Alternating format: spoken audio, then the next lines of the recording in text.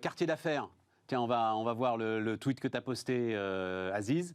C'est quoi quartier d'affaires? Qu'est-ce que tu veux lancer avec ça? C'est un appel que tu lances d'ailleurs aux entrepreneurs. Très rapidement, ces dernières années, on a beaucoup sensibilisé beaucoup de politiques publiques, parapubliques, des grands groupes qui se sont activés sur la création d'entreprises en banlieue, sensibilisés, accompagnement. Grosso modo, la sphère, le segment amorçage. Le parent pauvre de tout ça, ça a été toutes ces boîtes. L'INSEE nous dit qu'il y a 54 000 entreprises de plus de 1 salarié qui sont installées dans ces 1514 quartiers prioritaires de la politique de la ville.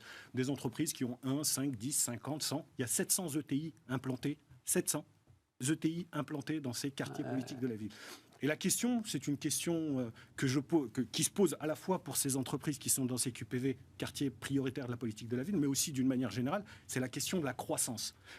Comment je fais pour aider une entreprise qui a 1 salarié à passer à 5, celle qui en a 50 à passer à 100.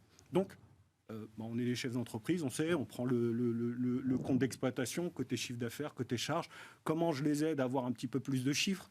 Les appels d'offres publics, où on dit qu'on a très peu de TPE, PME, c'est un métier, ça s'apprend, il faut savoir répondre aux appels d'offres, les sélectionner, le cahier technique, le cahier des charges, bref.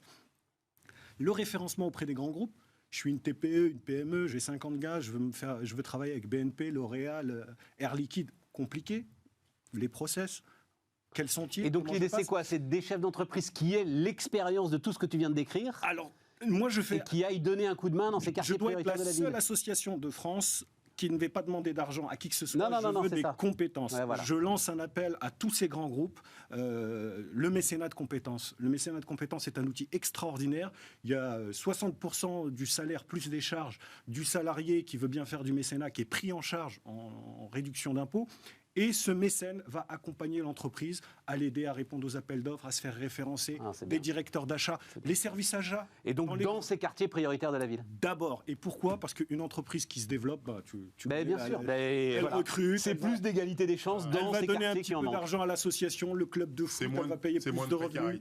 Voilà. Et l'émergence de ces territoires pauvres, alors c'est la palissade, c'est qu'on ne sort pas. On ne sort de la pauvreté que par la richesse qu'en s'enrichissant. Donc il faut aider ces territoires. Et l'un des leviers, ce sont ces entreprises qui sont là. L'entrepreneuriat, c'est bien. La croissance des entreprises qui existent, c'est bien aussi. Nickel. Merci Aziz. Merci Nicolas. Merci Stéphane.